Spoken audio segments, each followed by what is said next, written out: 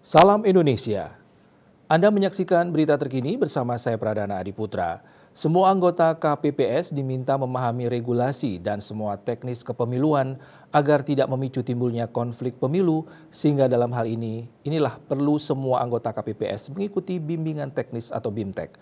Pernyataan ini disampaikan Ketua KPU Jatim Khairul Anam di Kota Probolinggo.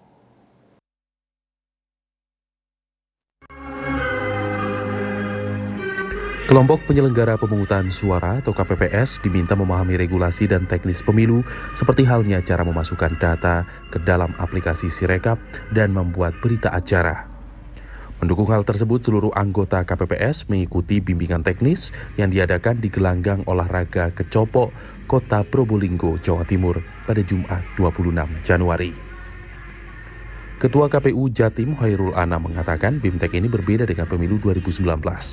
Jika pada pemilu 2019 tidak semua anggota KPPS mengikuti BIMTEK, maka untuk pemilu 2024 seluruh anggota KPPS diwajibkan mengikuti kegiatan ini. Kegiatan BIMTEK ini memang sebagai bagian dari instruksi KPU RI memang kita laksanakan berbeda dengan di tahun 2019. Untuk 2024 ini semua anggota KPPS atau 7 orang semua kita laksanakan BIMTEK. Harapannya adalah agar seluruh anggota KPPS memahami sisi-sisi teknis, memahami seluruh teknis kepemiluan khususnya di tanggal 14 Februari 2024. Hasil penghitungan suara di TPS akan menjadi tolak ukur mendasar dalam pemilu serentak, sehingga semua anggota KPPS dituntut cermat dan teliti dalam merekap hasil perolehan pemungutan suara. Dengan demikian akan meminimalisasi dan dapat mencegah terjadinya konflik pemilu yang nantinya dapat merugikan para kontestan pesta demokrasi.